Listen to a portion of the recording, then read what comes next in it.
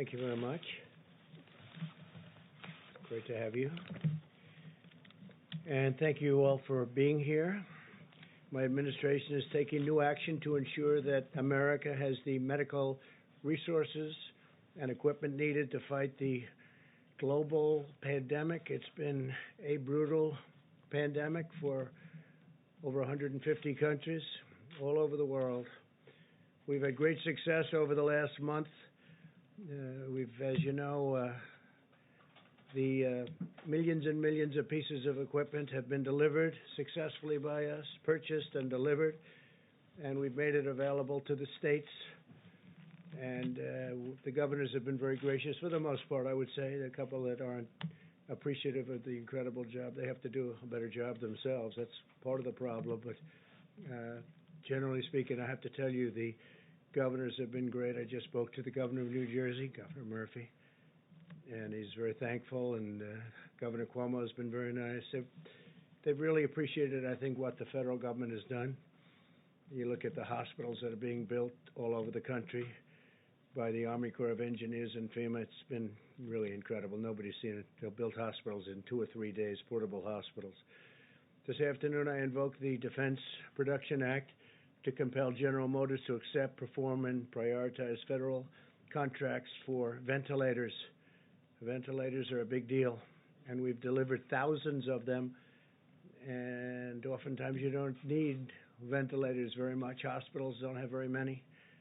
And now we're turning out that we have to produce large numbers. But we've been able to do that, and we're going to be doing a lot more. This invocation of the DPA should demonstrate clearly to all that we will not hesitate to use the full authority of the federal government to combat this crisis. We thought that we had to deal with, as an example, General Motors, and I guess they thought otherwise. They didn't agree. And now they do. They do agree, and I think we might be able to pull it, but we let them know the way we felt, and they can't be doing that. We'll work in partnership with the private sector, but where an emergency exists, and it's very important that we get to the bottom line, and quickly we will do what we have to do and immediately exercise all available lawful authorities to get the job done. This afternoon, I also signed an executive order investing, and very, very strongly investing, the Department of Health and Human Services and the Department of Homeland Security with the full authorities available under the Defense Production Act to respond to the outbreak of the terrible virus, the invisible enemy, as we say. My order also establishes that Peter Navarro, a very trusted person from the White House, and he's done an incredible job for me in terms of negotiation, in terms of understanding where the world is going economically. But my order establishes that Peter will serve as National Defense Production Act Policy Coordinator for the federal government. That's a very important position, more important probably than it's almost ever been in our country. And so I want to congratulate Peter and his family. I know he's going to do a fantastic job. He's been doing that job over the last few weeks. Peter is a PhD in economics from Harvard, has a master in public administration from the Kennedy School, also from Harvard. And he's a tremendous guy, and he will do a fantastic job. And I'd like to maybe ask, before I continue, Peter to say a few words, please. Peter? Thank you, President. And of course, you know the Harvard joke. You can tell a Harvard man, you just can't tell them much, right? They can't tell them. So, anyway, on a serious note, let me just give you a little idea of the Defense Production Act and why it is so important. We are engaged in the most significant industrial mobilization since World War II. We have a wartime president fighting an invisible enemy, and we have the full force of government coupled with the full power of private enterprise bearing down on this problem for the American people, sir. What we had to do today with President Trump's order with respect to General Motors, I want to give you a little background on that. We need industrial mobilization to make adequate ventilators, particularly in the very short run, to help the people of New York, Detroit, New Orleans, Chicago, Denver, Seattle, all around this country as this virus bears down. And the ventilators really are the most important thing for patients who become most seriously ill. They are literally the lifeline for people. And I've personally been working with FEMA, and I've been working with HHS and over 10 ventilator companies, making sure we can get what we need as quickly as possible. And virtually every one of those companies has been cooperative, patriotic, moving in Trump time, which is to say as soon as possible, sir. But we did have a problem with GM and Ventec. On the one hand, we had Ford and GE moving forward on a similar kind of project, patriotically moving as fast as possible. Over the last several days, we ran into roadblocks with GM. We cannot afford to lose a single day, particularly over the next 30 to 60 days. So President Trump invoked the Defense Production Act as a way of enhancing and accelerating this mobilization. I salute him for doing so. It's going to make my job so much easier. For the most part, we've had tremendous cooperation from the private sector. Today, sir, was the right day to do it. Thank you, sir. Thank you very much. Thank you, Peter. And good luck. My administration is marshaling the full power of the American government, and we will do that, and that's what we've done, and we will continue to do it until our war is won. Economic, scientific, medical, military, and homeland security, all of this to vanquish the virus. We are working to sign contracts immediately with the major ventilator companies in the country, including GE, Philips, Medtronic, Hamilton, Zoll, RedMed, Hillrom, and Vyaire. These are all companies that do this, great companies. The FDA will be reducing and waiving unnecessary regulations in order to get this done. We're going to be getting rid of certain, let's say, barriers to speed. We want them to get it done quickly. They've been doing it for a long time. They've been making ventilators for a long time. Hopefully General Motors will join in the fray. Under the normal condition that you would be, regular times, 29,000 ventilators are distributed in the United States each year. In the next 100 days, well, first of all, we've already delivered thousands of them, but within the next 100 days, we will either make or get in some form over 100,000 additional units. And I guess to put it in other words, in the next 100 days, we'll receive over 3 times the number of ventilators made during a regular year in the United States, and that doesn't include all of the thousands and thousands that we've given to the various states, a lot of them. We delivered thousands, as you know, to New York, and they didn't know they got them. And then we also had thousands put in a warehouse, and that was also for New York, and they just found out that they were there. So we have to make sure that when we deliver things, they get distributed. Earlier today, I spoke to the CEO of Boeing, Dave Calhoun, and Boeing will be producing and donating face shields to help our medical professionals on the front lines. These are actually pretty intricate in terms of the plastic and the quality of the materials. They're important. They've got to be top of the line, and they're going to do thousands of these a week.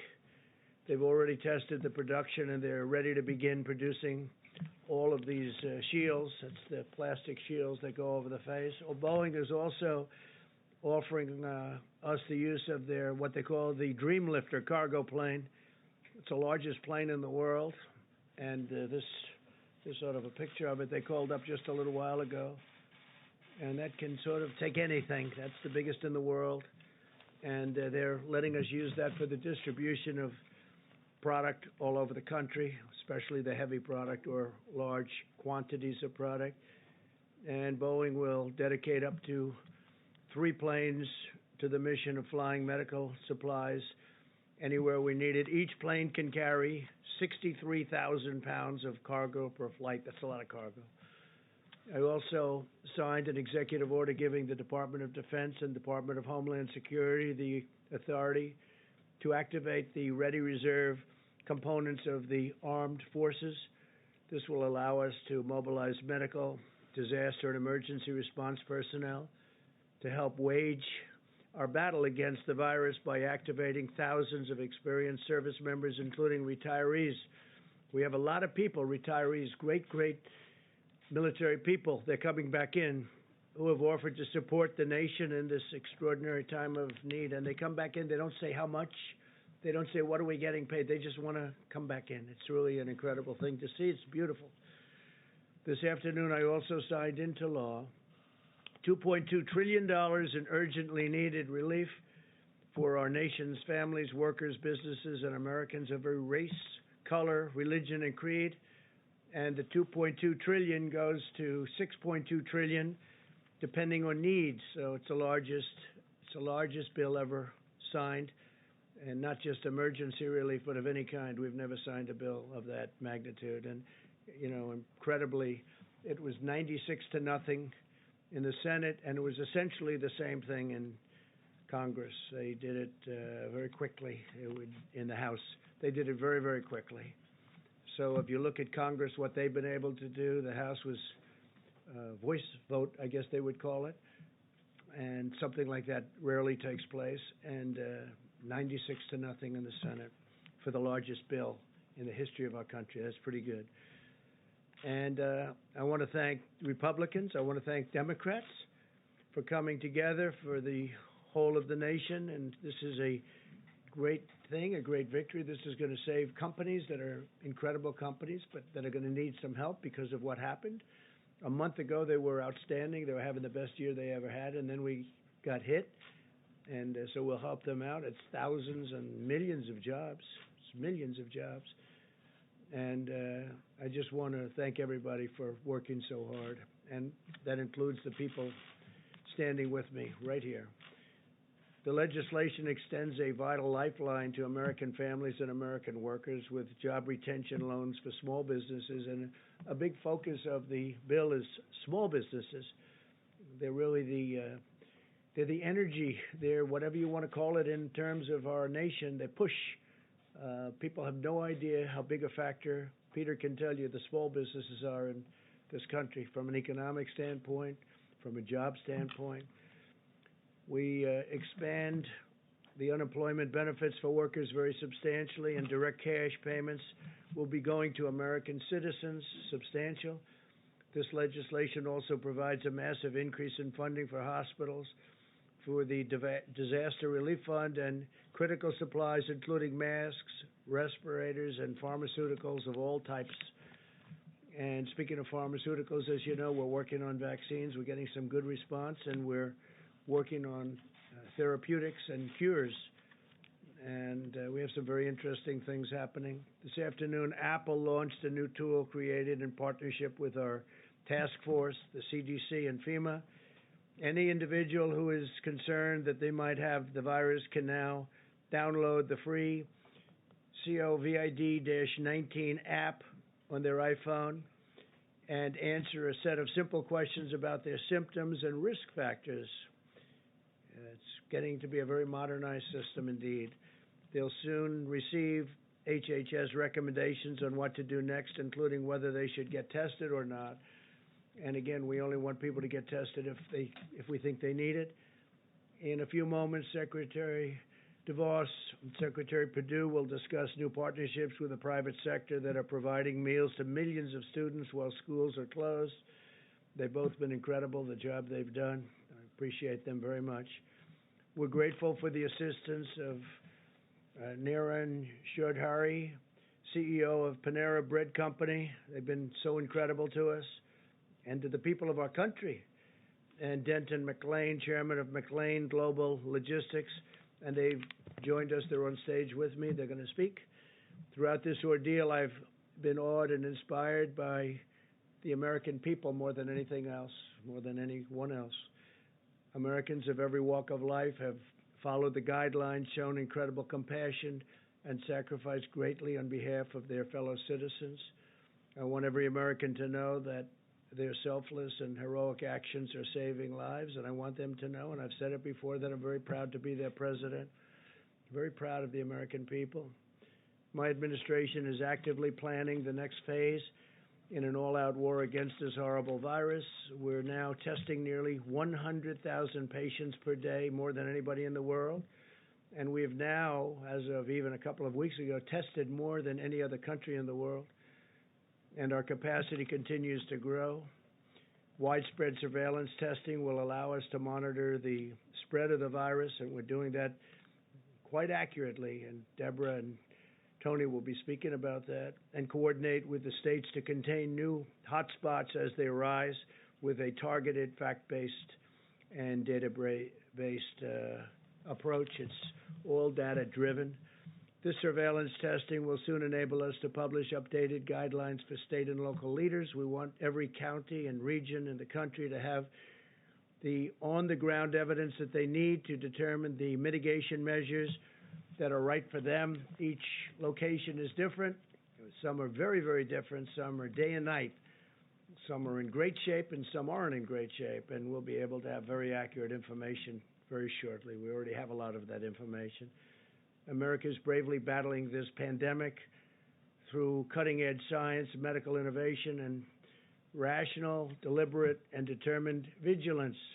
No effort will be spared in winning this war. We're going to win the war. Hopefully we're going to win soon and with as few lives as possible lost. You see what's going on all over the world. You see the lives. You see Italy. You see Spain. You see all of these countries going through so much, going through such hell. And we're all in very strong communication. I can tell you our professionals are dealing with them every day. Many of the countries, so many countries, but many of the countries we're dealing very directly and closely. And we're going to be in very good shape in terms of certain equipment that's very hard to get, very hard to manufacture, and at the right time we'll be distributing that equipment throughout the world to other countries. Boris Johnson was asking for ventilators today. As you know, Boris he's tested, unfortunately, he's tested positive, and that's a terrible thing. But he's going to be great. I'm sure he's going to be totally great. But they want ventilators. Italy wants ventilators. Spain wants ventilators. Germany wants ventilators. They're all calling for ventilators. Well, we're going to make a lot of ventilators, and we'll take care of our needs, but we're also going to help other countries. So I just want to thank everybody. I want to thank our great American citizens, and a lot of incredible things are happening, really happening, and it's too bad. I was saying before, we had the press conference when we had a signing ceremony when we signed the largest bill in our history, and I said, think of it, 22 days ago, we had the greatest economy in the world. Everything was going beautifully. The stock market hit an all-time high again for the over 150th time during my presidency, and the world was looking good. And then we got hit by the invisible enemy, and now you have countries all over the world reeling. But we're winning it, and we'll be bigger and better and stronger than we were even before. And we will also have apparatus in place that works. We won't have broken systems. We'll have incredible systems. So if this should happen again, and hopefully it won't, but if a thing like this should happen again, we'll be able to handle it very much more easily. So with that, I'll take a few questions. Steve, please. Tell us a little bit about these negotiations with General Motors. What were they reluctant to do, or was it a debate over cost or profits? Well, it got to be a debate over cost. We don't want to think too much about cost when we're talking about this. This is not cost. I wasn't happy where General Motors built plants in other locations over the years, not so much during my term, but they built a lot of plants in other countries. I won't name the countries, but you can imagine. And so I didn't go into it with a very favorable view. I was extremely unhappy with Lordstown, Ohio, where they left Lordstown, Ohio in the middle of an auto boom because we had 17 car companies coming in, and then they were leaving one plant in Ohio. I love Ohio, and what happens, that became the story. Not that all these plants are moving in, but that you had one plant they were leaving. And frankly, I think that would be a good place to build the ventilators, but we'll see. We'll see how that all works out. But so I wasn't too thrilled, and then we thought we had a deal for 40,000 ventilators, and all of a sudden it became 6, and then price became a big object. But Peter Navarro is going to handle that, and Peter will do a very good job. We'll see. Maybe they'll change their tune, but we didn't want to play games with them. Yeah, President? Mr. President, 2 questions for you. One on state quarantines and the other one on the search for treatment. The first one, over the last 24 hours, governors in multiple states, including Florida, Rhode Island have issued quarantine orders for travelers coming from The other quarantine states. orders? Quarantine orders, yeah, and they are intercepting people on highways, at airports. They say this is at the recommendation of your administration. Is that true? And if so, why doesn't your Well, I think I'm administration going to let Tony speak to that a little bit later, but we're being very strong on quarantine. We're being very strong on people not leaving, especially certain states, and going to other states where they have less of a problem. I mean, you're hearing constantly about people leaving New York and going down to Florida, and New York obviously is a hot spot, and that's why we're building all those hospitals in New York and all those medical centers in New York. So we'll let Tony answer that, but specifically, you have to understand, we're not playing games. John? Mr. President, if I could come back to the invoking DPA. This morning you tweeted about it, and I'm told it was coincidentally, not long after that tweet, Ventec and GM announced that they had reached an agreement to, at their Kokomo, Indiana plant, which is a clean facility that makes electronic equipment, produce up to 10,000 ventilators a month, with the first ones to be delivered in a couple of weeks. So why the need after that to invoke DPA? It wasn't after, it was before, and we just were not getting there with General Motors. We weren't getting there. We were getting there with a lot of other companies, and we have the people that are doing it for me in the room right here, and we can talk to you later about it. But we have to get these people on board. We're not looking to get into a big deal on price. We're not looking to be ripped off on price. We don't want prices to be double, triple what they should be. So General Motors, we'll see what happens, but now they're talking. But they weren't talking the right way at the beginning, and that was not right to the country. If I could just follow on that, Mr. President. Last night you told Sean Hannity you didn't think that there was a need for 30 or 40,000 ventilators, yet today you basically federalized General Motors to produce tens of thousands. Well, I think there's a very good chance we won't need that many. And I think, frankly, there's a great chance that we're not going to need that many. But you know what? There are a lot of other people that are going to need them. We have countries all over the world that are friends of ours, and we will help those countries. We're in a position to do things that other countries can't. So we have sort of an interesting position. We can make them because we're going to be making over 100,000 pretty quickly. So we can make them. And if we don't need them, John, that's okay, because we can help Italy and we can help UK, Boris Johnson specifically. I mean, when I say, how are you feeling? And the first thing Boris said to me is, we need ventilators. So surplus will be Oh, absolutely. We're not going to be keeping her. All over the world they want them, and we're in a position to make them, and other countries aren't. Okay? Mr. If I first can follow up on that, Governor Cuomo had said 30 to 40,000 ventilators is what he needed. He based that on the experts that were advising him. What are you basing your assessment that he doesn't need that many on? Well, if you look, and I think you can ask that question best of Deborah, but I think their estimates are high. I hope they're high. They could be extremely high. We're doing even hospitals based on pretty high estimates. You know, I'm doing them anyway. And as I told John, if we do not need them, that would be wonderful. We can help a lot of great people all over the world. We can help them live. But I think his estimates are going to be very high. We're going to see. Don't forget, we sent thousands of ventilators to New York, and they didn't know they got them. Then we sent thousands of ventilators to New York. They have a warehouse, a New York warehouse in Edison, New Jersey, which is an interesting thing. And we sent them to Edison, New Jersey. They were in the warehouse, ready to go, and New York never took them. So they knew they were there. So we have to get people lined up. But we've given them, and I'm not blaming New York. Look, this is something that's of a magnitude that nobody's ever seen before. But I'll tell you what, the federal government's done a hell of a job. So we sent thousands of ventilators to New York, and they didn't know about it at the time they were complaining. Thousands. We had 2,000, and then 2,000, and then 4,000, and they were going there in large numbers. And then before that, we sent many thousands. We want to have so many that we do have more than we need, because we can send them to other great countries, and other countries that have been our friends, and they'll never be able to do it themselves. Yeah, please. Some of the governors are not appreciative of what the federal government's done, and you've suggested that some of these governors are not doing everything they need to do, like that these governors are at fault. Can you be specific? What more in this time of Well, I think we've done a great emergency job for the governors state of Washington, and I think the governor, who's a failed presidential candidate, as you know, he leveled out at 0 in the polls. He's constantly chirping, and I guess complaining would be a nice way of saying it. We're building hospitals. We've done a great job for the state of Washington. Michigan, all she does is she has no idea what's going on, and all she does is say, oh, it's the federal government's fault. And we've taken such great care of Michigan. You know the care we've taken of New Jersey. I think if you ask Governor Murphy of New Jersey, how are we doing? I think he'd say great. I think. He's a Democrat. Governor Cuomo has really said we're really doing a great job.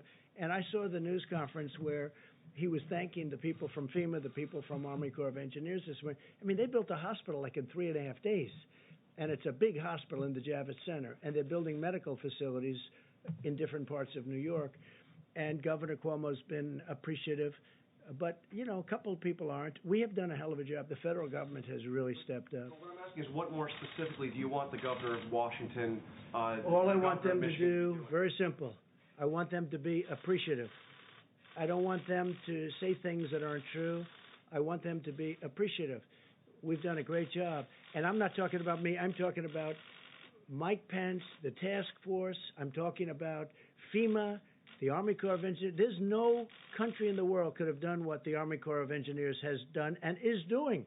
Now they're going in and building they're going into hotels and renovating hotels. That should be for governors to do. That should be for states to do. We have the Army Corps of Engineers so teed up and so stocked up, and they're really psyched, and they're incredible. And there's no games with these people. They're in there screaming, get it done, get it done. There's not like sitting around taking it easy. These are workers. These are incredible people. So I think the Army Corps of Engineers, when somebody, for political reasons, wants to blame, I view that as blaming these incredible people. Nobody's ever seen it. I don't know if you've been to the Javits Center. Now, I've seen it. I would love to go there, but with all that we're doing, we will be tomorrow at the hospital boat. We have this incredible hospital boat. It was supposed to be ready in 3.5 weeks because it's under maintenance, a big maintenance contract. We were able to get it done quickly. We were able to stock it up to the top, and it's leaving tomorrow at 2:00. It's leaving Virginia. It'll be in New York on Monday, weeks ahead of schedule. I think even the media, the media and governors should appreciate it. And I have to say, the media's been pretty good, and the governors have been really good, except for a couple. And with them, it's just political. How's Trump doing? Oh, well, I don't know. Let's blame. Because we have done a job the likes of which nobody's seen. So it's the words they're saying that you're concerned about. I think they should be appreciative. Because you know what? When they're not appreciative to me, they're not appreciative to the Army Corps, they're not appreciative to FEMA. It's not right. These people are incredible. They're working 24 hours a day. Mike Pence, I don't think he sleeps anymore. These are people that should be appreciated. He calls all the governors. I tell him, I'm a different type of person. I say, Mike, don't call the governor of Washington. You're wasting your time with him. Don't call the woman in Michigan. Well, it doesn't make any difference what happens. The governor of Washington? No, you know what I say? If they don't treat you right, I don't call. He's a different type of person. He'll call quietly anyway, okay? But he's done a great job. He should be appreciated for the job he's done. Yes, ma'am. Given that older Americans are advised to stay at home and avoid travel, is it absolutely necessary for you to go to Norfolk, Virginia tomorrow to wave goodbye to the ship? No, but I have spirit for the country. We have sailors, we have doctors on that ship, we have everything. I'm not going to be jumping around in a huddle. But, yeah, I think it's a great sign. The President of the United States, they got a ship out of maintenance, completed all the work in a fraction of the time. It was supposed to be there for 3.5 additional weeks, so they got it done, and it's in great shape, and they're sending it up. So the answer is a good question. It's a fair question.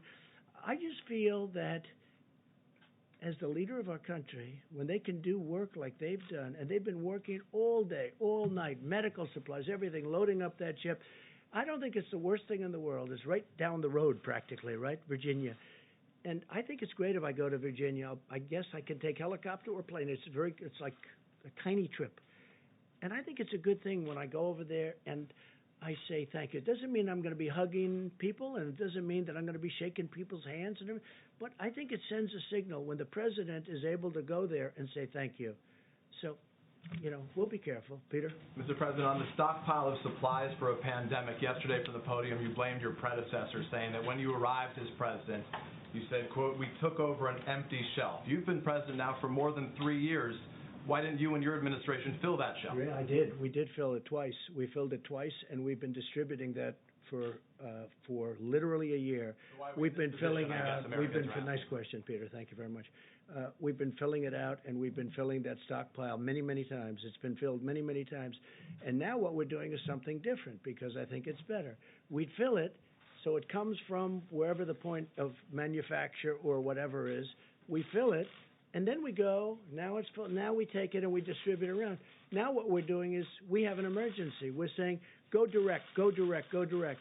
We fill it only where necessary, but now we're trying to go direct. So they drop it off in New York, or they drop it off in Michigan, they drop it off in Virginia, wherever it may be, Florida. Well, Florida's getting a lot of things, and we're finding it's a much better system. But we filled and we've stockpiled many, many times. Yeah, we ended up with an empty shelf. Yes, please. You spoke to Chinese President Xi yesterday. What did he tell you in terms of data that he's going to share, and how they got the number of cases to go down? So I had a great conversation with the President of China last night, pretty late in the night. It was fascinating to me. You know, they have it's a different kind of a world. It's a different form of government, to put it mildly. We talked for a long time. We talked for at least an hour, I guess. And one of the things I was asking him is, when did you notice that this was happening? We talked about the whole concept, how it happened, when it happened, what was the most effective use. I mean, was it the fact that, was distance the best thing? We talked about everything. And he's gotten and developed, because they're ahead of us from the standpoint of time.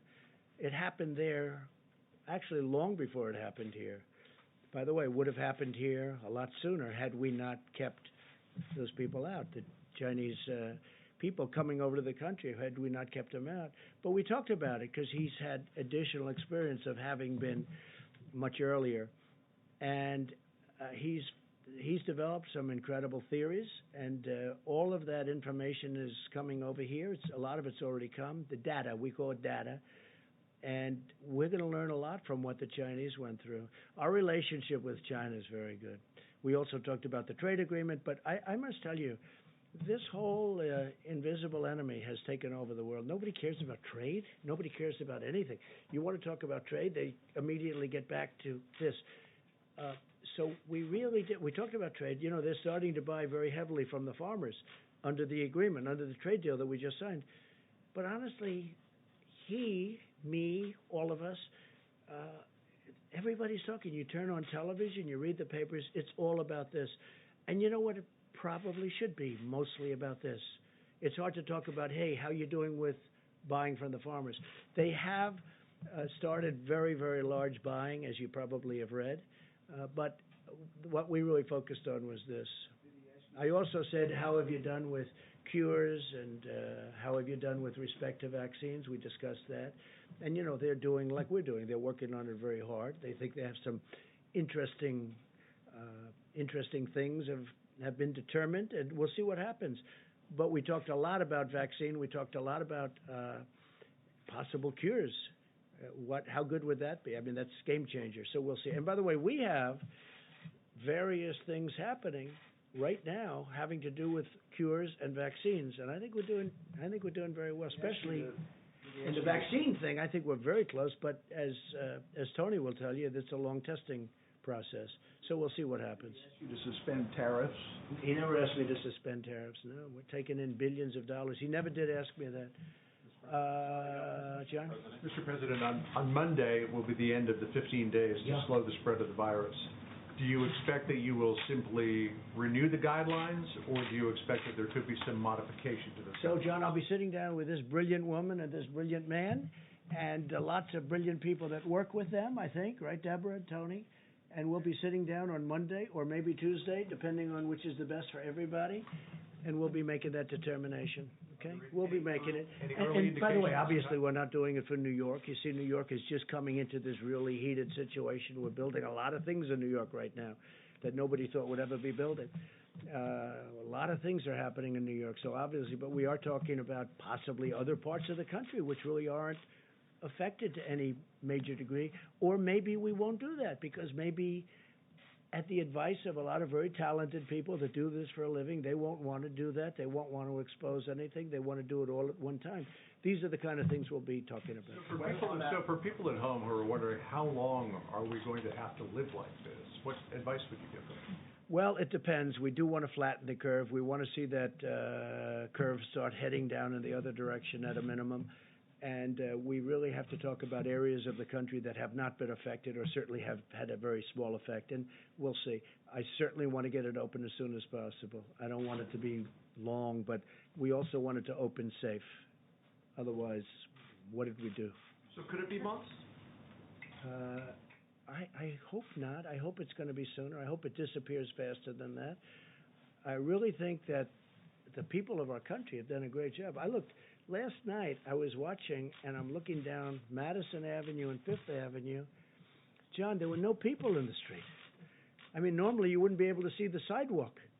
There'd be cars all over. It'd be like rush hour stuff. I'm looking at it, and I'm saying, I can't believe it. There are no cars. There are no people. There wasn't one person on Fifth Avenue walking down the street. I've never seen that before. You know, I guess maybe at 1 o'clock in the morning, 4 o'clock in the morning maybe, but I've never seen that before. The people have been incredible. They've really been, when you talk about distancing, social distancing, I mean, you know, we don't have a law. We're not going to put them in jail, and yet they're really, I think there's two things. Number one, they are afraid, and number two, they really are wanting to win this thing. Yes, please. I wanted to ask you about United Airlines said today that they're worried that there's not enough money for them in the $2.2 trillion bill that you just signed, and that at the end of the sort of aid period, which would be the end of September, where the restrictions on layoffs come off, that they could be seeing significant layoffs. And so I was wondering what your reaction to that was, and what the administration might do to prevent. So yeah, sure, it's a good question. We have brilliant people. We have a tremendous amount of money, and we have brilliant people that I'm taking from Wall Street, with Secretary Mnuchin, who's done an incredible job, a brilliant guy. I'm taking from Wall Street. People that I've known, that you all know, the top people in the world. They don't want money. They don't want, I mean, will they get something? I guess maybe they'll get, who knows, peanuts, what they want compared to what they would normally get. I'm taking the smartest, the most brilliant people in the world in finance, and they're going to be dealing. I'm not going to hire somebody that's never done it, that's a political person or anything else. We're getting the most brilliant financial minds in the world. I know all of them. You know all of them. I mean, you read about all of them. I guess some you don't read about, and they're probably the smartest of them all. But the fact is, we're taking these brilliant people, and they'll be dealing with United, and they want to help. Look, the airline business, I'll tell you right now, the airline business has always been a tough business. It's always been a very tough business, tough to make money with. It's got every barrier you could have, that business has. But for our country, it's very important. We have to take care of our country. We need the airlines to stay. It's also big for jobs. So we will be able to handle United, and we'll be able to handle Delta, and we'll be able to handle all of it. We have plenty of money. Now, will we end up owning large chunks, depending on what these great geniuses decide, along with the executives of the different companies? You know, it's possible. And they'll make a better deal on the loan, but the taxpayer will then end up owning a big chunk of companies. As an example, Boeing. Boeing, until a year ago, was the greatest company, I think, in the world by far. There wasn't anything close. I believe it was 1% of GDP, okay? Think of it. One company, 1% of GDP. It was flawless. Then it had the problems, and then it had on top of it this whole thing with the virus. So Boeing will probably need a hand, and we're going to bring Boeing back to health. But we have the smartest people in the world. We have the smartest, I don't even know if you know that. I think this could be the first time you've heard it. People like Larry Fink we're talking to, and that's BlackRock, and we have, you know, the smartest people. And they all want to do it. They all, I mean, this to them, they love this country. They all want to do it. So we're speaking to people like that, and they'll be able to work it out. I guess my question is, there's probably a tension between bringing companies back to economic health and protecting people's jobs. I'm wondering if you're going to intervene and ask Treasury Secretary. No, I think they're the same thing. I mean, you know, bringing people back to health and protecting people's jobs. To me, and I'm okay at this stuff, that's the same thing. I'm in a much different position as president than if I were an investor or something. But I want to bring them back to health because I want to preserve their jobs. But I also want to preserve airlines because that's preserving lots of other jobs. That's preserving the travel and leisure industry, which is perhaps the largest industry in our country if you add it all up. You add up all the hotels and all the traveling and all the planes and everything else, probably by far the largest industry in our country. So saving the airlines is very important. And the airlines were all doing well. You know, the airlines were doing record business a month before this today, let's say. Even 22 days to be exact, right? When we first started seeing some real signs of problems. They were at record levels. Last year they had a record year, the biggest in the history of the airlines. Everybody was doing well.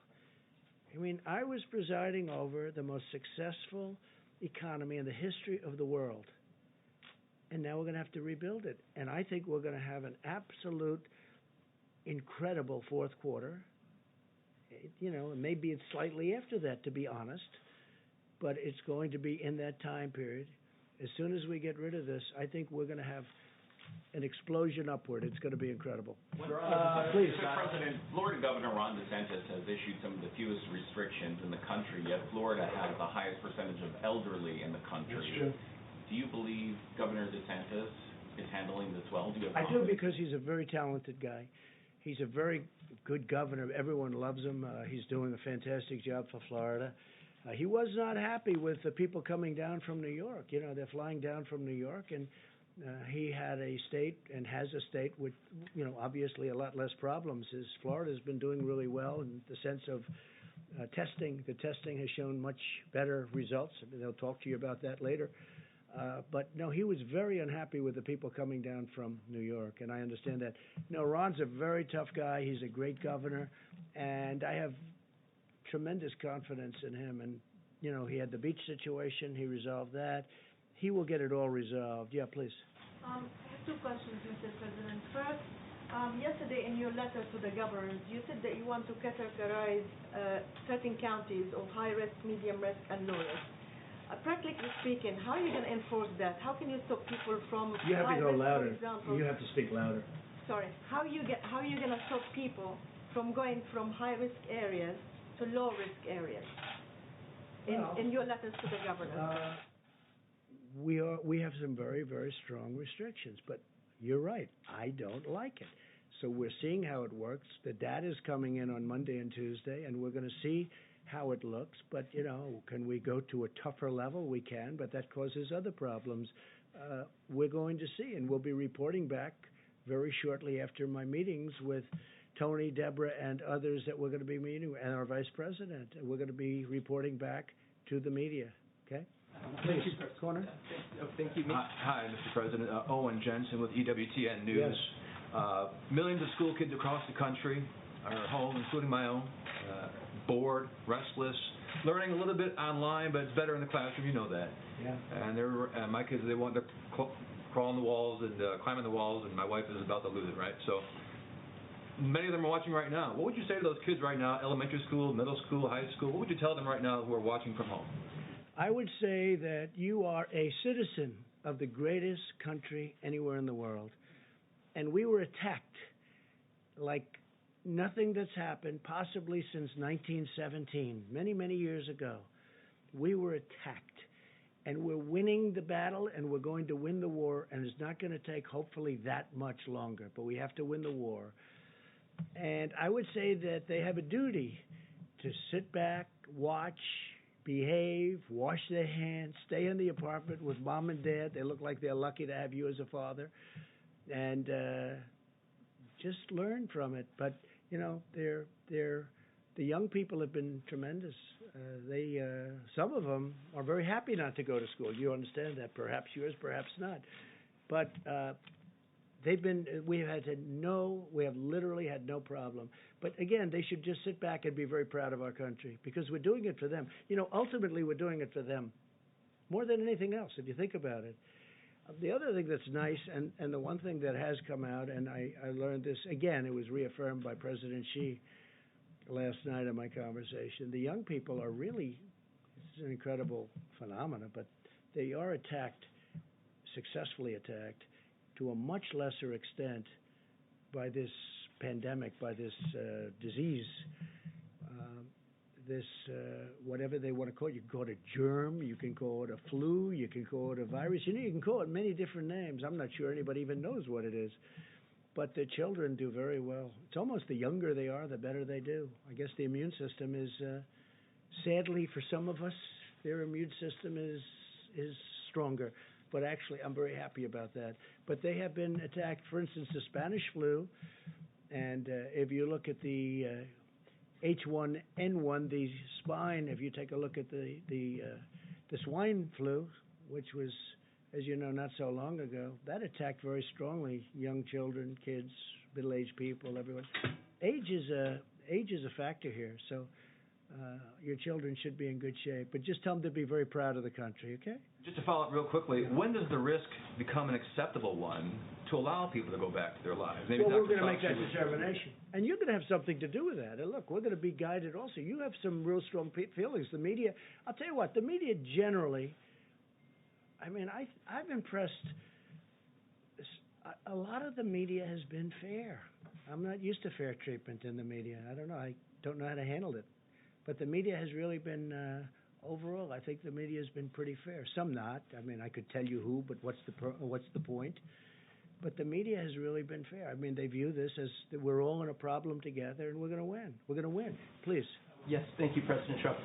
New York is currently the epicenter of the outbreak in the U.S. with about half of the cases. Yeah. Yesterday, Kellyanne Conway laid a lot of the blame for that on the mayor, pointing out that he told people to go about life as normal and he resisted closing schools and businesses. I'm wondering if you agree, and also if I could ask you your thoughts on the stimulus bill preventing aid to your businesses. Do you think that's fair, and what are your thoughts on that? Well, that's not happening. I mean, I think they wrote us out, and that's all right. But that's not happening. As far as the mayor of New York, I'll be honest, I didn't know him well. He and I are obviously opposite persuasions, and we would go at it, but we didn't, I don't know if we ever spoke other than to maybe say hello a couple of times. I did down at the World Trade Center Memorial once a long time ago. So I've spoken to him a lot, Mayor de Blasio, and we've really had incredibly productive discussions. I've gotten him a lot of people. We've gotten him a medical center. He's asked for, at Elmhurst, I know Elmhurst Hospital very well. I mean, that was an area of Queens that I grew up in. And boy, you talk about an epicenter. That's really the epicenter of the epicenter. That's really something. We talked about it because that was, very close to where I grew up. And knowing it, being so familiar with it, it's incredible to see where they have the trucks. I don't have to go into great detail. The refrigerated trucks coming up, and I've never seen anything like it. I've spoken with Mayor de Blasio a lot in the last week. We've helped him, I think, a lot. And I've really gotten to like him. I get along with him very well. Now, he wants us to do certain things, and we've produced. I mean, today I spoke to him with the Secretary of Defense, Esper, and we had a great conversation, and we're helping him get some of the things he needs. I don't have to go into great detail, but he's very happy about what we were able to do for him today. And he's like us. He's working very hard. But I can't say anything bad about Mayor de Blasio. I mean, my relationship with him over the last couple of weeks has been excellent, and we've done a good job for him too. Yeah. On the governors, please.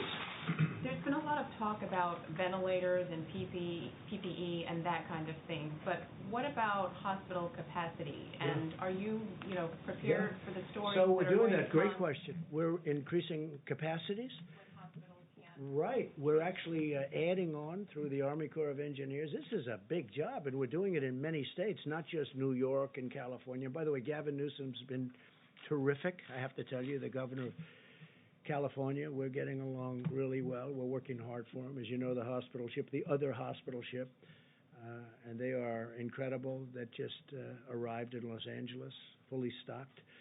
But Gavin Newsom has been really good, and so many of the governors have been good. And these are governors that I've been fighting with about different things for a long time, the forest fires in his case, and the border, and all sorts of things. And here we are, getting along very well.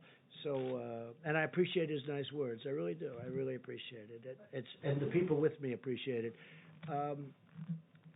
You have another question? Well, I was going to say, on the issue of hospital capacity Yeah. and beds and So, being able to treat good people and good not question. have them die because they can't have a hospital. Yeah, well, I mean, look, we just started this, we were just notified, and some of the governors have asked us to build hospitals through extensions, through portable hospitals, through things, and, normally this, in all fairness, this is done normally through local government. We don't go into cities and expand a hospital that's existing, but we're doing it now because we really are equipped to do it. We have incredible people, and we're expanding hospitals. We're building many portable hospitals, not only Javits Center, where you have 4, plus you have 4 medical centers, but we're doing it in New Jersey, Governor Murphy. We're doing it in other states. We're doing it in California. We're doing some in the state of Washington, despite the fact that I'm not appreciative of the way the governor speaks. We're doing it in a lot of different locations, and we're doing a lot of expansions. We're also taking over buildings, and the city will go in, or the state usually will go in, take over a building, and we go in and equip it and make it so that it's now hospital functioning. They call it hospital functioning. We're doing a lot of that. Again, this is normally done by governors and then give it to the city to do. You bring it into the point. But we're doing a lot of that, and they're doing a great job, mostly done by the Army Corps of Engineers and FEMA. A couple questions on those governors. You and your team obviously have had classified briefings on the pandemic, I assume, for a while now. Were the governors included in those briefings that you would have got in January and February? When did you warn the governors, as you would have had the information first? Yeah, well, they say I had classified briefings a long time ago, which wasn't true. But we've had briefings, and as I know it, the governors have also had many briefings by the federal government. To tell them this thing was coming. This was a... Oh, I think we knew. I think we knew for a while, but if you take a look, I was the first one to say to China, and I have great respect for China, I will tell you that, but I was the first one when they had the problem to say you can't come in, and if you go back, that's a long time ago. So if I can follow up. John, Mr. President, on this question of ventilators, I understand you have a question whether or not New York needs as much as they want. Governor Cuomo is saying 21 days from Here's now. what we're going to have. Are you ready? We're going to have more than, we're manufacturing a lot of them now. We're accumulating a lot. We're taking a lot through the act. We're taking a lot. We're actually taking them. And we're going to have, in a very short period of time, and Peter's doing it along with some very talented people, some really talented people. It's very impressive, actually. But we're actually taking a lot. We're going to have plenty. And if for some reason, John, you're going to need even more, we're going to be prepared. As an example, we've given out thousands and thousands, which I think you'll know. We accumulated thousands. We give them out. But we right now, I think in the stockpile, we have over 10,000. The reason we don't want to distribute that is for exactly what you're saying. If there's a mad rush in New York, or maybe in Louisiana, or maybe someplace else, we don't want to have given out all of those units, the ventilators, and then in those sections, we give them to Iowa, but they didn't have a problem in Iowa. We give them to Idaho. We give them to lots of different places. And now we have to try and get them back, which is never easy to do. Here's my question. No, John, what I'm saying is this. We are prepared for things that nobody has any idea that we'd be prepared. And you know what? When I took this over, it was an empty box. We didn't have testing. We didn't have anything. We had a broken system there. We had a broken system with stockpiling. We had a lot of broken systems. And I'm not just blaming President Obama. You go long before that. But in all fairness to all of the former presidents, none of them ever thought a thing like this could happen. But we have right now 10,000 ventilators in stockpile. We are ready to go with those ventilators. What we don't want is where we distribute the ventilators like we did in New York and they didn't need them or they didn't know or they didn't use them. If we need them in New York, we're going to have plenty. Now, we're getting a lot of ventilators in the next short period of time. A lot of ventilators are coming in the next short period of time. We're manufacturing. We went to all of the companies. I read their names. We went to all of those companies. They are going to go, I would say, round the clock, Peter. Is that right? They're going round the clock. Is 100 days fast enough, like you said? Is that fast enough to get 100,000? Because some of these people put it need this way. 3 weeks. Let's put it this way. We've distributed thousands and thousands already. Normally, these would be bought by states, just so you understand. Normally, these would be bought by governors. They were, I don't want to say unprepared, but nobody was prepared for this. What we've done, nobody can even imagine. And by the way, I've had governors tell me, including Democrat governors, they said, we can't believe you've been able to do this. And you go to other countries, and we're not only competing against states, because we don't want to compete against states. We've had a couple of cases where states were buying, we were buying, And I said specifically, because I heard about it, pull back, let the state buy it. Immediately, the price goes way down, and they end up buying it. But we're also competing against many countries, because many countries need the ventilators. That's why I want to build more, if possible. John, maybe we'll take one more question. The question I was building up to is, are you able to guarantee, to assure these states, these hospitals, that everybody who needs a ventilator will get a ventilator? So here's what I'll tell you. I think we're in really good shape. This is a pandemic, the likes of which nobody's seen before. I think we're in great shape. I think that, number one, we've distributed, ventilators is a big deal. We've distributed vast numbers of ventilators, and we're prepared to do vast numbers. I think we're in great shape. I hope that's the case. I hope that we're going to have leftovers so we can help other people, other countries. Everybody who needs one will be able to get a ventilator. Look, don't be a cutie pie, okay? You know, everyone who needs one. Nobody's ever done what we've done. Nobody's done anything like we've been able to do. And everything I took over was a mess. It was a broken country in so many ways other than this. We had a bad testing system. We had a bad stockpile system. We had nothing in the stockpile system. So I wouldn't tell me what being a wise guy. Go ahead. Mr. President, you signed a bill today the size of which could choke an entire herd of horses. And before you even had a chance to put pen to paper, people were already talking about the need for Phase 4. Yeah. Do you see a need for Phase 4, and where do you think the priorities would lie? There may be something where we're going to have to help states, because the states have been hurt very badly. And the beautiful thing about our country is $6.2 trillion, because it is 2.2 plus 4. It's $6.2 trillion, and we can handle that easily because of who we are, what we are. It's our money. We are the ones. It's our currency. We can handle it, and we can handle. I watched Jerome Powell the other day, and he did a good job. He said, "We'll do whatever we have to do." John, we have to do whatever we have to do. Where do you see the priorities being? The priority is life and safety, and then the economy. Life and safety. Does the Easter goal stick? It seems like earlier in the week you said we love Easter, but now it seems like it could be longer. A lot of things can. We're heading into a long weekend. Yeah. What do you tell those folks who think they're going to have to wait this out for a while? I tell them, if it's your life, then it's your safety. And if we need more time, they're not going to have a problem waiting it out. It's life, it's safety, and it's our country. But we have to take care of people.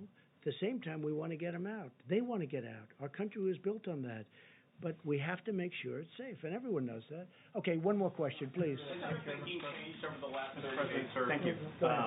Both the World Health Organization, as recently as today, and your own health officials have said that any treatments that we use for coronavirus should be scientifically demonstrated to be effective. But at the same time, you've said that chloroquine, as an example, could be used as a cure very soon. So is the WHO and your health officials wrong on this point? Are they... So hydroxychloroquine, which is supposed to be the better of the two,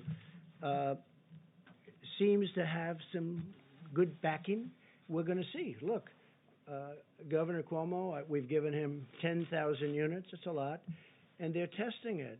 It's a malaria drug. It's also a drug for arthritis. But and it's phenomenal for those two things, as you probably know, especially for malaria. But we're going to find out soon. I hope it works. There are signs that it could be doing well. They are testing 10,000 units. It's a lot. And I tell you what, I want to thank the FDA because they approved it immediately. Based on the fact that it was already out for a different purpose, they approved it immediately. So, look, hydroxychloroquine is a very powerful drug for certain things. And it's a very successful drug. There's reason to believe that it could be successful here. Now, the reason I disagree with you, and I think Tony would disagree with me, but the reason I disagree with you is that we have a pandemic.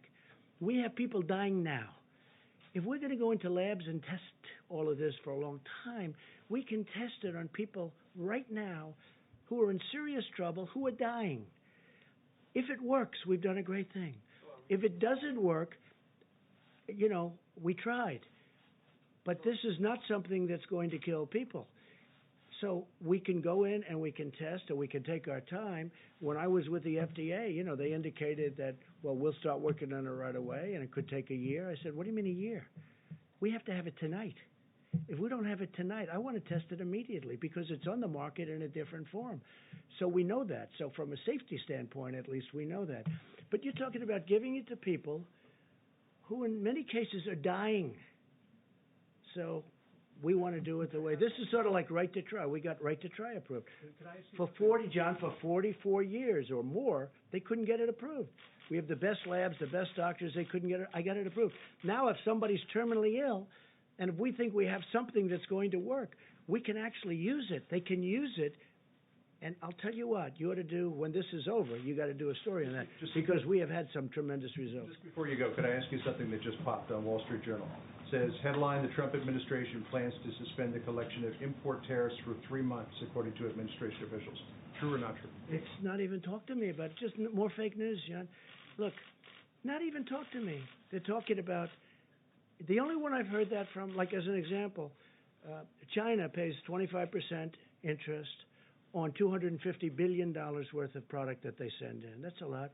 Everybody keeps saying, oh, are you going to suspend the tariffs? Well, the answer is no, but President Xi never even brought it up last night. It wasn't even discussed. It's fake news. Tell the Wall Street Journal. You know, the Wall Street Journal does a lot of fake news, too. It's pretty amazing. So I want to leave you by just saying I want to thank you for being here. I want to thank the American public and all of the people that have helped so much. And we're going to give the podium to Vice President Pence, who has been incredible. And if he's tired and if he's not answering questions like he should, we have a great reason, because he hasn't slept in about 4 weeks. But I want to thank him because he has dedicated, I mean, he is a dedicated person long before this, but the job he's done has been fantastic. So I want to thank Mike, all the people on the task force, and FEMA, and Army Corps, everybody. You've been fantastic. Thank you all very much. Thank you, Mr. President. Mr. President. Thank you.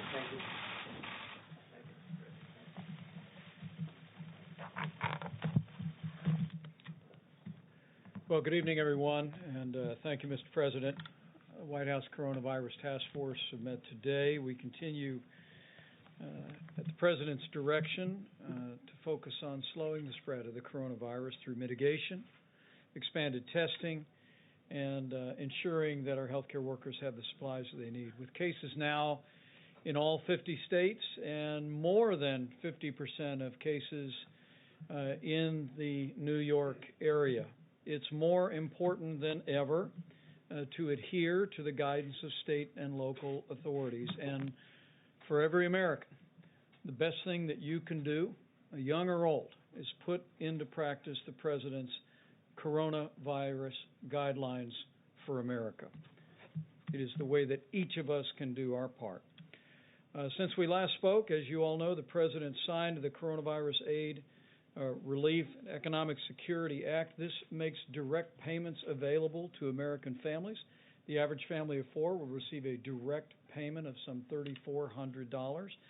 It also covers payroll for small businesses across the country for a period of several months, so that even if the business is closed, they can continue to have a loan which will be completely forgiven if they keep their whole team on the payroll. There's support for critical industries, for hospitals, and for states as well. As of this evening, the President has issued 12 major disaster declarations, most recently for the states of Maryland and Missouri. And on the subject of vaccines, Emory University in Atlanta today began enrolling volunteers in a phase 1 clinical trial of another possible vaccine for the coronavirus. On the subject of testing, testing is available in all 50 states, and as a great credit to our partnership with commercial laboratories across the country, this morning it was reported that more than 685,000 tests have already been performed, and we are particularly grateful to the American Hospital Association, whose members are now reporting into the CDC and FEMA in real time, giving our experts more visibility on those that have contracted the disease around the country. The President mentioned this, but it's worth mentioning again. Apple has a new app out. It is a screening tool that will help Americans determine whether they should be tested. It has a easy format, question and answer. If you have issues about whether or not a test is appropriate for you, you can use the new Apple app to accomplish that as well. On the subject of supplies, the President spoke about the priority that we're placing on personal protective equipment and especially ventilators, and I will not add to that. I can tell you that this weekend we'll be reporting on aggressive efforts that our supplies stabilization task force at FEMA is taking to import medical supplies from around the world. We're working as we speak on an airlift from a number of countries around the globe to deliver very important medical protective equipment to the United States.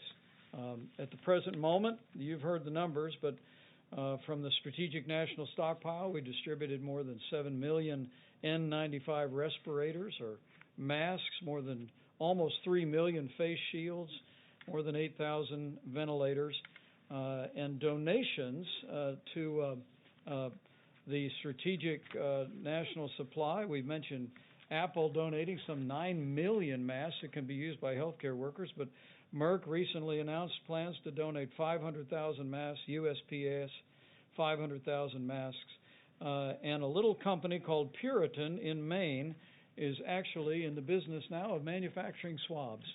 So businesses large and small all across America are rising to the challenge. As the President noted, he will attend the embarkation of the U.S. Navy ship Comfort tomorrow from Norfolk. The U.S. Navy ship Mercy arrived in Los Angeles today. We will continue to focus resources and supplies on those areas around the country that have seen significant outbreak. But let me send a word to hospital workers around the country.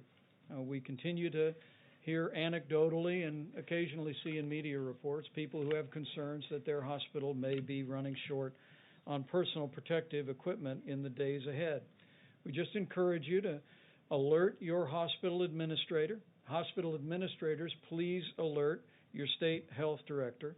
Tonight, Administrator Gaynor at FEMA will be speaking to all of the state emergency directors in America to talk about the availability of resources, but also encouraging them to have a plan to perhaps even use their National Guard to move medical equipment from storehouses to hospitals.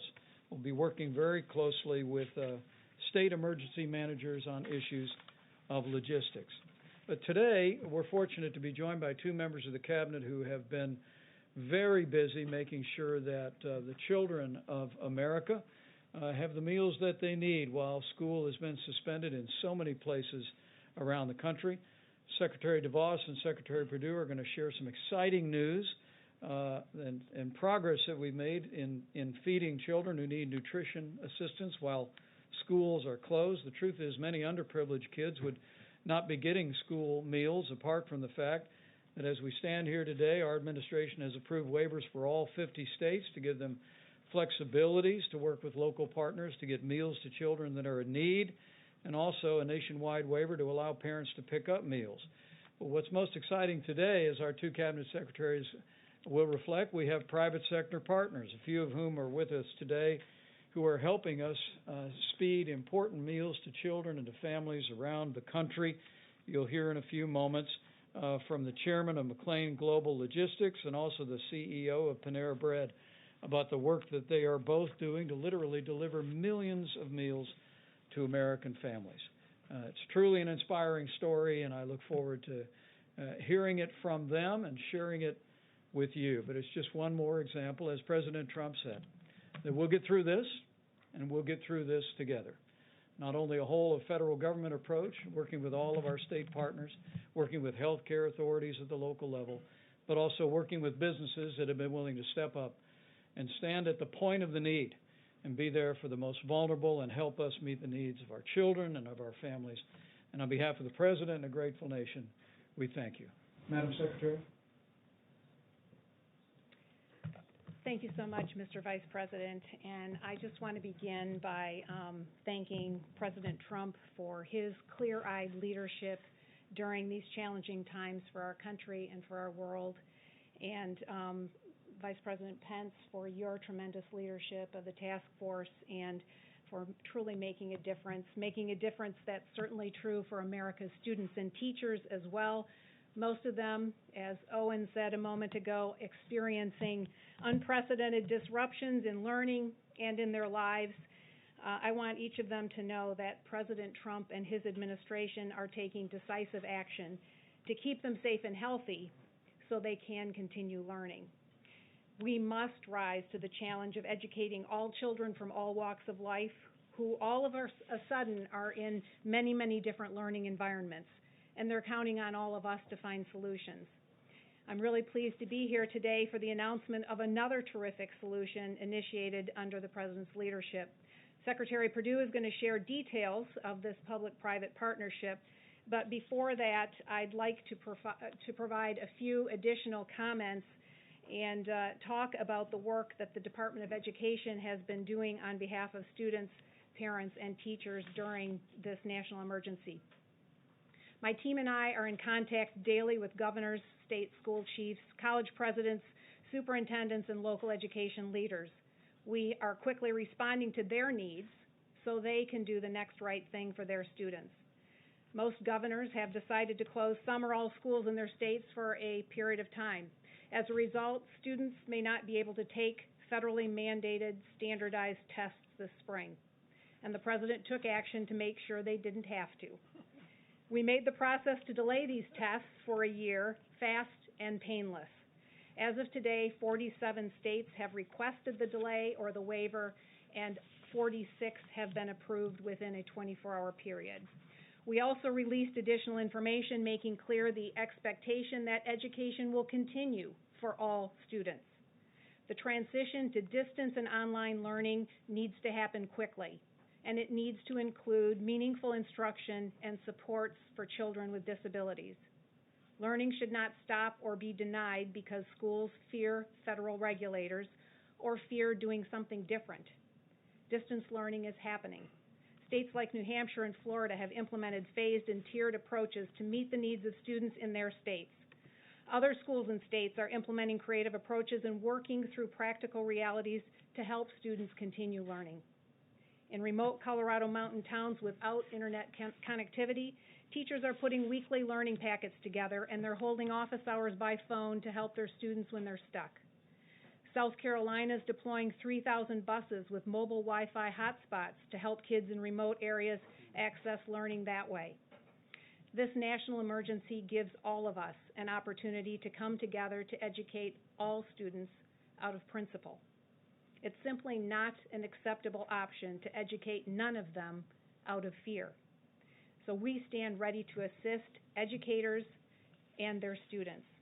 We're compiling all of the tools we have produced, along with the great resources that states are offering to help keep learning going. There are already many existing online learning platforms, and many states were already offering a robust menu of courses virtually. We will be adding that information to our website on an ongoing basis, and that site is ed.gov/coronavirus. We're using every tool possible to extend flexibility to states and communities. This includes funding flexibility. Where we don't have the latitude, we're working with Congress on solutions. One area is providing direct financial support to students, families, and teachers. We will propose Congress provide microgrants to help students continue to learn. These would be focused toward the most disadvantaged students in our states or communities where their school system has simply shut down. I've always believed education funding should be tied to students, not systems, and that necessity has never been more evident. We'll also support microgrants to teachers to help them pivot to supporting all of their students in a different environment than they've been used to. We know they are dealing with an unprecedented situation, but it's been truly inspiring to hear story after story of teachers rising to the occasion and meeting the unique needs of each of their students. Ultimately, we know everyone's grappling with the challenge of keeping students safe and healthy while also building capacity for remote learning. It's an important moment to realize that learning can and does happen anywhere and everywhere. I think of the Texas dad who started a daily webinar interviewing friends and acquaintances in wildly different careers and helping students understand what it takes to work in that chosen career. Or the history teacher in Virginia who connects with his students through a live stream every morning. I think of the art teacher in Tennessee who's broadcasting her lessons over social media, or of Second Lady Karen Pence, who prepares packages of art materials and projects for her students to pick up with their school lunches. Or the principal in Alabama, who's going online daily, giving morning announcements, leading the Pledge of Allegiance, and a moment of silence. And I think of the many schools that have distributed laptops and tablets to students who don't have them so they can continue learning over video conference, and the ones that just don't have that option currently, like the remote Colorado towns. Joy Hoffmeister, the school chief in Oklahoma, may have put this best. She told me, school isn't a building. It's students, teachers, and families working together to advance learning. She's right, and that's our shared mission. Let me also touch very briefly on how we're supporting students pursuing higher education. At the beginning of this outbreak, we immediately gave institutions of higher education regulatory flexibility so learning could go online, and it did. In many cases, it was a seamless transition, and learning continues. And we're continuing to cut federal bureaucracy and let schools rise to meet this challenge. We've vastly improved distance learning policies, which are working quickly to enact for traditional higher education. Shorter-term programs and apprenticeships also need to grow and thrive, and as the President has so effectively championed, workers need these options as they look to come back stronger than ever from these momentary setbacks. The President promised to defeat this invisible enemy and keep our economy strong. He took immediate action and provided student loan relief to tens of millions of borrowers. We set all federally held student loans to 0% interest rates and deferred payments for 60 days. Now, with the CARES Act that he signed just earlier today, Mr. President, those actions will extend to 6 months. We hope these actions and others we've taken for those who've become delinquent on payments or have had other issues with their student loan payments will help alleviate the financial burden and anxiety students and their families are feeling during these tough times. These are tough times, but we, the people, are tougher.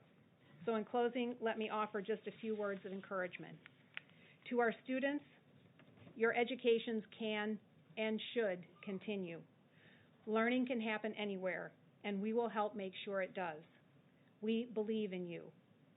To our teachers, we will support you and help you. You are doing great work. Keep it up. And to every parent and family, we know these are challenging times, but it's in the face of great challenges that Americans have always risen to the occasion and embraced greatness. And I know we'll do that once again. I thank again the President and the Vice President for their leadership on behalf of America's students and on behalf of all of us. And now I'll turn to my friend Secretary Sonny Perdue to share more on how we're working together to help support student nutrition. Thank you very much, Mr. Vice President. While our dedicated educators are out there trying to continue to fill our kids with knowledge even when they're not in a school site, USDA is working very hard to continue to fill their tummies. You may know that many of these children receive breakfast and lunch at their school sites, and our federal government participates with our dedicated school nutritional and lunch professionals throughout the country, and we have issued waiver after waiver to make this flexibility available for things that make sense when children cannot congregate in a singular location. That's one of the first waivers we issued, and when Congress gave us the authority to issue more, we are turning those waivers around in rapid speed, really less than 24 hours. So we're very fortunate that we've got a great team at our Food, Nutrition, Consumer Services team working 24/7 to make sure that our kids continue to be fed. It's a great partnership that's happening out there. I want to mention one other simple but very important point about another matter that your listeners and readers may be very interested in. That's the food supply chain. USDA obviously is intimately involved in the food supply chain. We've worked with all those producers, even the ones who provide equipment and materials for our farmers and cattlemen and producers out there to make sure they have what they need. They're part of the critical an essential workforce there to continue. And the good news is those folks are staying on the job. Those who've grown it, those who are processing it, our inspectors who are grading it just the same way they always had, those folks who are delivering it, packing it, delivering it, stocking those shelves, and checking out those customers. That's the great news about our food supply chain. And it's a great American story, Mr. Vice President, under your leadership, the President's leadership. This is that whole of America approach. Federal government can't do it all, but we got great partners out there in the food supply chain, as well as our food nutrition services and our partners in our school nutrition services doing a great job to continue to get these meals to kids there.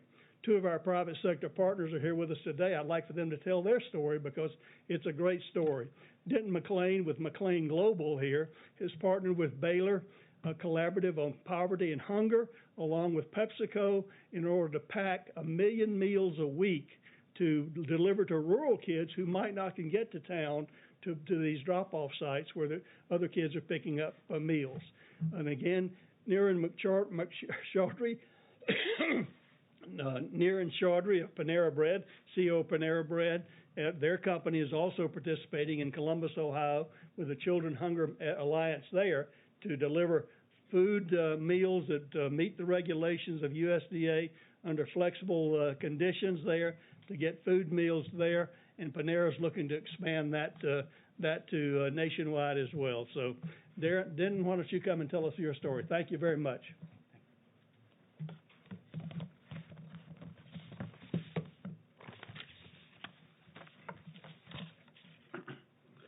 Thank you. Mr. President, Mr. Vice President, Secretary Perdue, and Secretary Voss. Right now, there's a lot of focus on our large cities and the enormous challenges that they face. But imagine this. You live in Iberia Parish, Louisiana, or you live in the Nome Borough in Alaska. Your schools are closed, and normally your children get 2 meals a day at school. Both parents are working from home, but mom and dad just can't get to town where meals are being offered for pickup. That's about to change, and change for the better. Because of this USDA program, McLean Global will source, secure, receive, organize, assemble, package, label, and then deliver boxes straight to a child's home. And here's another big difference. For the first time, we'll be able to offer shelf-stable meals that will last 2 weeks. That's a true game changer for rural families. It's happening because of the President's order to do whatever it takes to get the job done. Everyone knows that tons of paperwork can be like lighter fluid for a great idea, and this is a great idea. We field tested it in 2019, and it worked. You've heard today about the administration's work on this project. Here are some other important partners in this effort. We have Baylor University. They will provide sponsorship and oversight.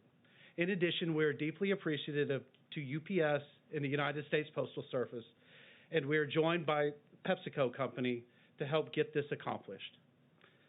Because of this collaboration and our tireless employees, I can report to you the boxes are ready to ship. And after all, this is all about the children who must be fed during this crisis. We stand ready to serve.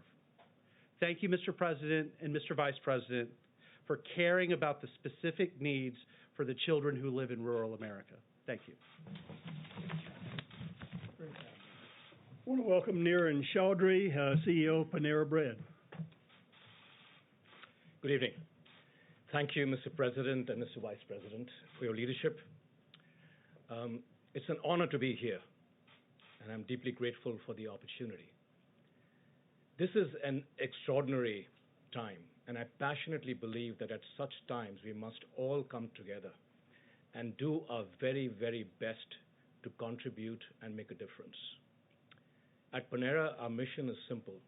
It is about ensuring that good food is accessible to everyone, especially those who are the most vulnerable, such as children, and especially at a time like this. And we are absolutely determined to make a difference in this regard.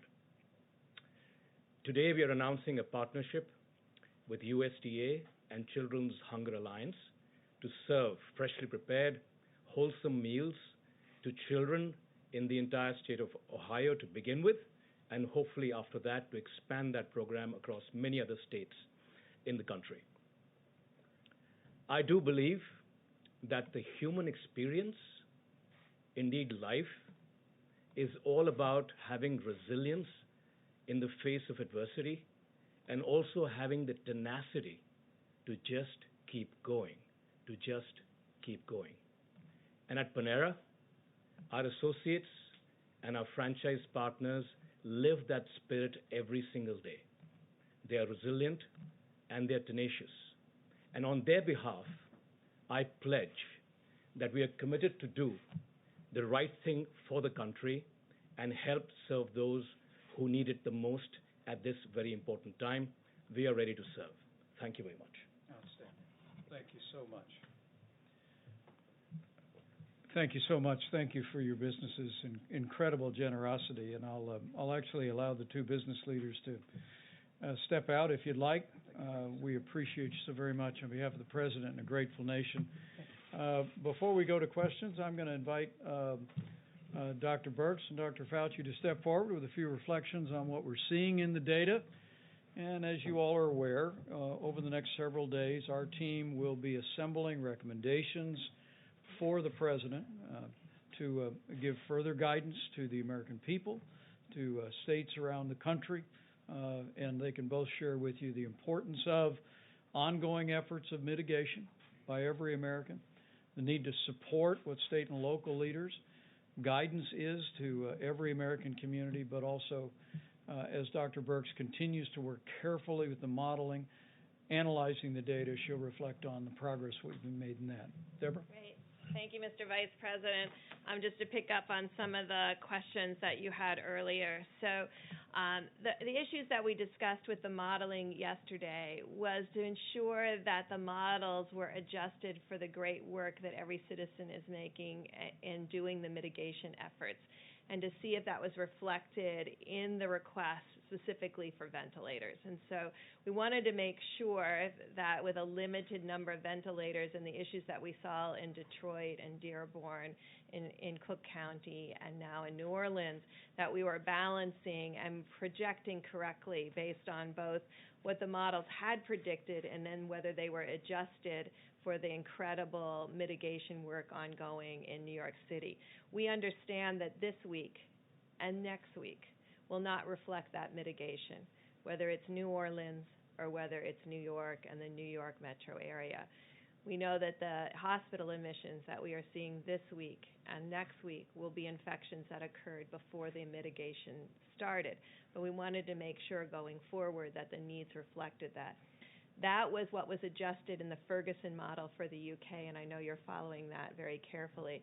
They believe strongly that the mitigation methods that were put into place that informed our mitigation methods, we all were working off of that same model, and I want to make it clear that those models, those flu models, have been incredibly helpful to really predict what would layering of these different mitigation methods, from social distancing to staying home if you're sick, to staying in that household, that had quarantine everybody in the household if anyone is positive. Now, there are other countries that took different approaches, and I want to be clear because we did hear from both China and South Korea. But it's always important that you adopt and adapt it to your community and the reality of your country. We do this around the world. You can't ever just take an off-the-shelf approach and then put it into action in your community. You have to understand your communities. And so although both China and South Korea removed people who were positive from their households and segregated them away from their families, we did not think that our Americans would adopt and adapt to that situation. And so that's why in our guidelines we asked people, if there is a family member, to try to self-isolate in the household, and so that that person is still there in the household. So I just wanted to be clear that, yes, we all heard about what China and South Korea did. As much as we could, we adapted them to the American situation, as the UK has done also. And we just wanted to be really ensured that all of the requests for the stockpile reflected the great work that the American citizens were doing in each of these areas to ensure health. And then finally, I know there was a question about requiring quarantine. I want to make sure that everyone understood when we talked about New York residents who had gone to other places, it was for them to voluntarily self-isolate and take care of themselves because we felt like they could be exposed, and we really wanted to alert them that the rates in New York City were high and were increasing, and that they were probably exposed during some of the most exposure time period before the mitigation efforts went in. So this was really about a health of our New York citizens that then chose to go to other places, both to protect themselves and to protect others. So hopefully that's clear to everyone about those issues. We continue to look at the data every day. We really want to applaud the laboratory testing that is helping us. It will help us very much when we can get full surveillance up in many of our communities and surveillance around those most vulnerable, particularly in nursing homes and long-term care facilities, so that we can more rapidly test both the workers and the occupants in those communities. Thank you. Yeah, thank you very much, Mr. Vice President. Today, just a few hours ago, I had the opportunity to get on a telephone call with the people who are on the front lines, the people who are actually in the ICUs or in the hospitals from all of the areas that are being hardly hit, including New York. And I'm not a supply person. I'm a physician, a scientist, and I do vaccines and I do drugs, but I am a member of the task force, and I do take very seriously the responsibility that we have to those individuals to get them the material that they need. We've heard discussions about this, ventilators, personal protective equipment, masks, and things like that. They are doing an amazing job up there, and I just want to have a message to them, which I told them over the phone, that as a member of the task force with my colleagues here, we're going to do everything we can to make sure that they get everything they need at the time that they need that, because they are doing an amazing job up there, and I salute them. Thank you. Great. We'll take a few questions. John, just a quick one to Dr. Burks. Yes, please.